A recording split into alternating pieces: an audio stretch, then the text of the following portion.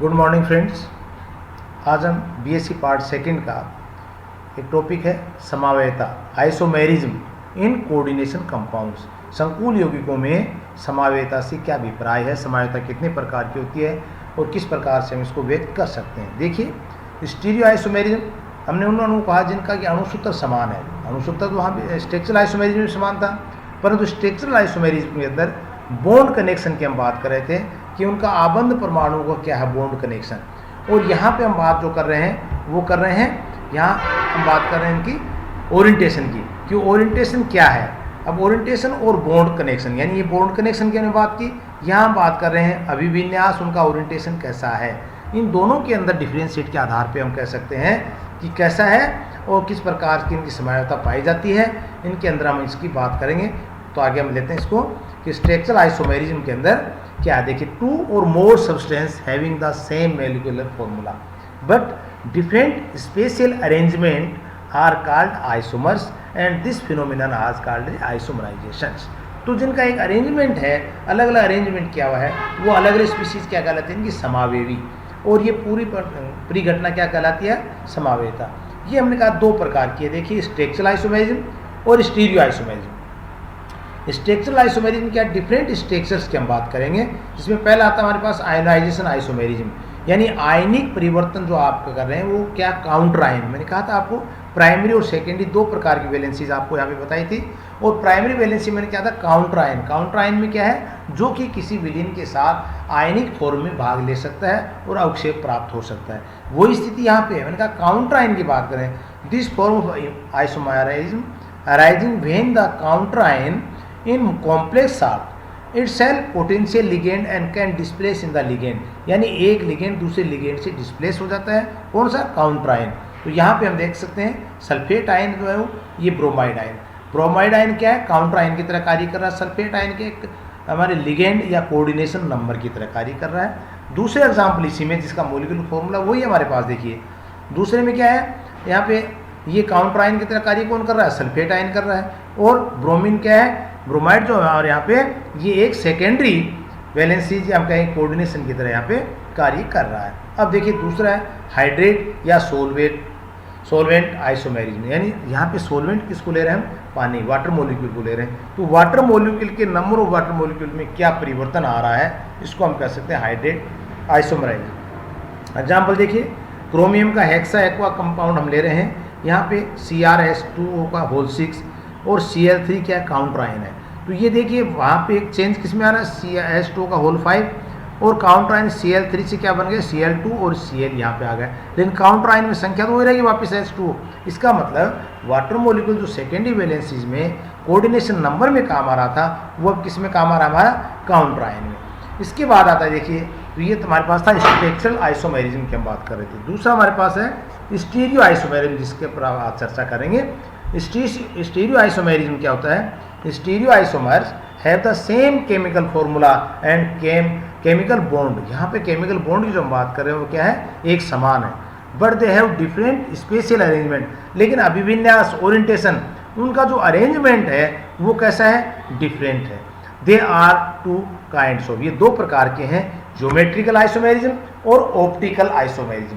दो प्रकार के होते हैं ये, ज्योमेट्रिकल और ऑप्टिकल। तो यहाँ पे देखिए, ज्योमेट्रिकल में हम क्या कर रहे हैं, this type of isomerism arising in heteroleptic complex due to different possible geometric arrangement. और इन द लिगेंड्स के अंदर इनका ज्योमेट्रिकल अरेंजमेंट क्या है। ज्योमेट्री में हम पढ़ रहे हैं सिस और ट्रांस की बात कर रहे हैं, क्योंकि हमने देखा टेट्राहाइड्रल में जिस तरह से एक एग्जांपल हमने लिया कि इसके अंदर ज्योमेट्रिकल आइसोमेरिज्म नहीं पाई जाती है।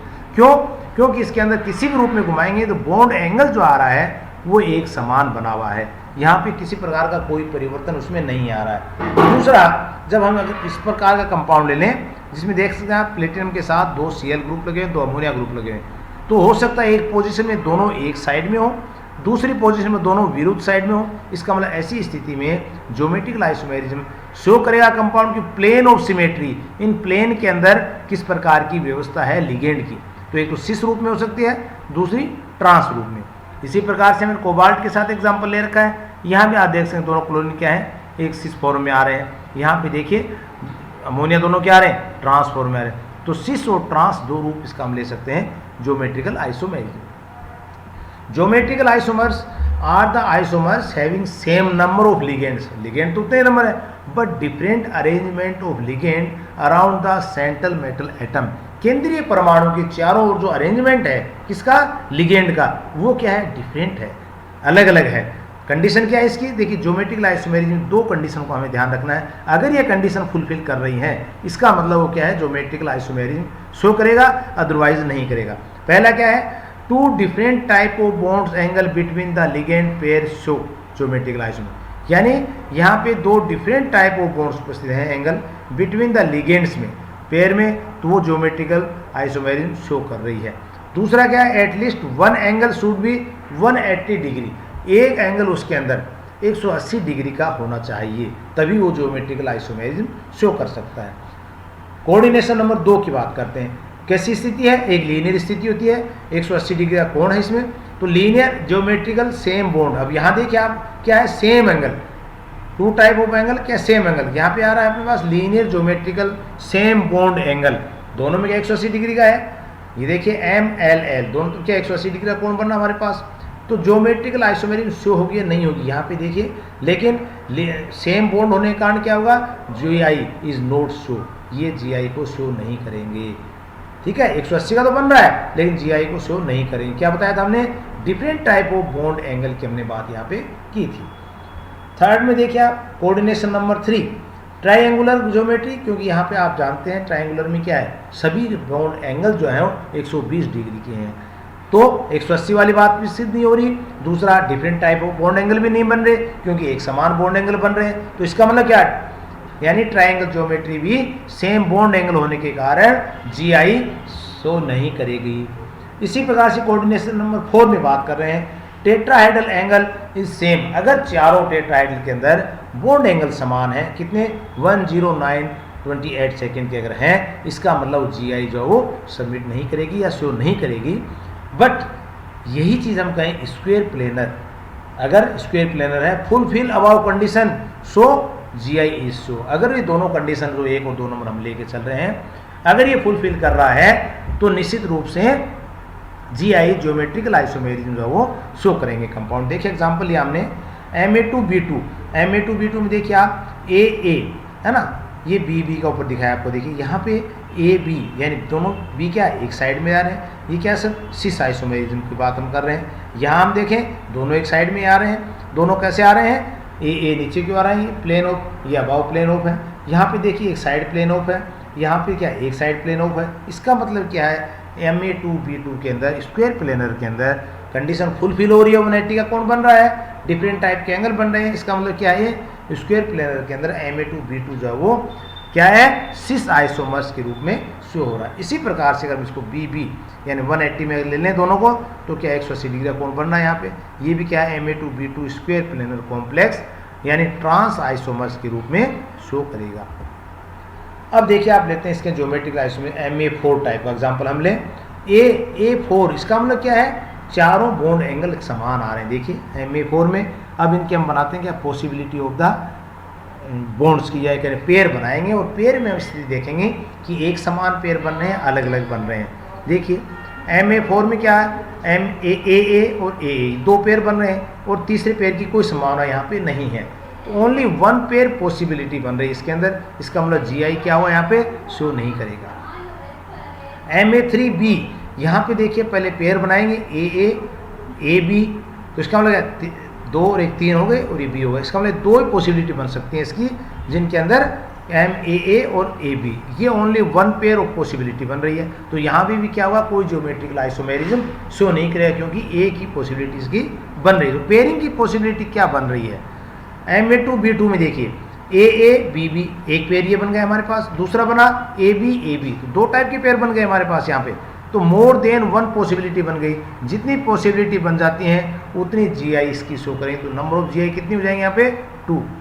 इसी प्रकार से Ma2BC में अगर हम देखें AABC एक पेयर पॉसिबिलिटी बन गई, दूसरी ABAC, तो मोर देन वन पॉसिबिलिटीज बन रही है, इसका मतलब यहाँ पर भी GI कितनी बन रही है हमारे पास 2। फिर ऑक्टाहेड्रल में अगर हम बात करें, इसका मतलब 6 लिगेंड की बात कर रहे हैं, प्लेन ऑफ में 4 हैं, एक अबाव प्लेन से, एक प्लेन से नीचे की ओर। तो यहाँ पे आप तो यहाँ पे 2 GI की संभावना रहेगी। हमारे पास कितनी पॉसिबिलिटी है हमारे पास MA3BCD के अंदर हमने कहा 4 प्रकार की पॉसिबिलिटीज़ बन रही हैं। तो नंबर ऑफ GI भी कितनी हो जाएंगी 4 टाइप्स की हो जाएंगी। अब मैंने कहा रिस्पेक्ट टू 2 सब्सटीट्यूएंट सिस और ट्रांस, यहाँ पे 2 सब्सटीट्यूएंट्स की बात कर लिगेंड के रूप में हम बात कर रहे हैं, तो सिस और ट्रांस की बात करेंगे। अगर मान लो विद रिस्पेक्ट टू 3 सब्सटीट्यूएंट अगर लेके चलेंगे तो क्या होगा, in 3 ligands of each kind occupy opposite triangular face, तो वहाँ पे एक फेस में आएंगे तीनों of the octahedron and this is called the face fac FAC fac isomers for facial. And in other hand क्या कर सकते हैं 3 लिगेंड्स ऑफ ईच काइंड किस प्रकार की lie on the what would be the meridian if the complex were viewed has the sphere, this is called the mer. तो fake और मर यानी 2 प्रकार के। अगर हम रिस्पेक्ट टू 3 सब्सटीट्यूएंट की बात कर रहे हैं, अगर रिस्पेक्ट टू 2 सब्सटीट्यूएंट की बात कर रहे हैं लिगेंड में, तो हम कहेंगे सिस और ट्रांस पोजीशन बन रही है। और अगर रिस्पेक्ट टू 3 सब्सटीट्यूएंट की बात कर रहे हैं तो हम कर रहे हैं फेक और मर के रूप में काम में ले रहे हैं। आगे आता है ऑप्टिकल आइसोमेरिज्म। देखिए ऑप्टिकल आइसोमेरिज्म क्या होता है, also known as enantiomers and chirality भी कह देते हैं हम।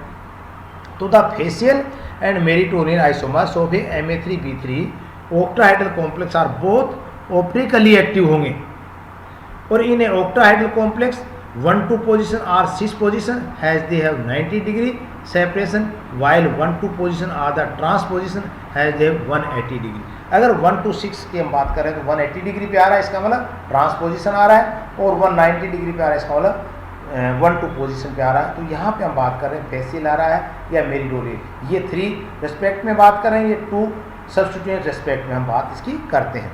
अब देखिए इसकी भी कुछ कंडीशंस हमारे पास 2 ऑप्टिकल आइसोमेरिज्म की। पहली क्या है, नो प्लेन ऑफ सिमेट्री, यानी प्लेन ऑफ सिमेट्री उसमें नहीं पाई जानी चाहिए। अगर प्लेन ऑफ सिमेट्री है तो उसके अंदर क्या होगा, ऑप्टिकल आइसोमेरिज्म जो इनएक्टिव होगा। इसी प्रकार से दूसरा है mirror image non super impossible, यानी मिरर इमेज जो है वो सुपर इम्पॉसिबल होनी चाहिए, अध्यारोपित वाली स्थिति नहीं होनी, नॉन सुपर इम्पॉसिबल, अध्यारोपित नहीं होनी चाहिए। बोथ कंडीशंस आर फुलफिल, अगर ये दोनों कंडीशन फुलफिल हो रही हैं तो ऑप्टिकली एक्टिव, अदरवाइज क्या होगा, ऑप्टिकली इनएक्टिव कंडीशंस हमारे सामने बन जाएगी। तो ऑप्टिकली एक्टिव होगा या ऑप्टिकली इनएक्टिव होगा, इस कंडीशन को हम यहाँ पे ले सकते हैं। देखिए कोऑर्डिनेशन नंबर 2 की हम बात कर रहे हैं, मैंने कहा था लीनियर पोजीशन पाई जाती है, प्लेन ऑफ सिमेट्री है, सो ऑप्टिकली क्या होगा, इनएक्टिव या एक्टिव होगा, तो ऑप्टिकली इनएक्टिव। अगर प्लेन ऑफ सिमेट्री है तो ऑप्टिकली इनएक्टिव होगा। कोऑर्डिनेशन नंबर 3 की हम बात कर रहे हैं, ट्रायंगुलर पोजीशन है, प्लेन ऑफ सिमेट्री है, ऑप्टिकली इनएक्टिव होगा जब प्लेन ऑफ सिमेट्री। तो कंडीशन अगर आपको दोनों ध्यान में है तो हम डिसाइड कर सकते हैं दिया गया कंपाउंड जो है ऑप्टिकली एक्टिव है या इनएक्टिव है। इनएक्टिव है तो कोई बात ही नहीं, ऑप्टिकली एक्टिव है तो डेक्स्ट्रोरोटेटरी है या लिवोरोटेटरी है, इसके बारे में हम बात करेंगे। Coordination number 4, tetrahedral all ligands are different, so optically active, क्योंकि अगर चारों लिगेंड ABCD अगर मेटल के साथ चारों लिगेंड अलग अलग प्रकार के जुड़े हुए हैं तो निश्चित रूप से हम क्या कहेंगे, उसको ऑप्टिकली एक्टिव है।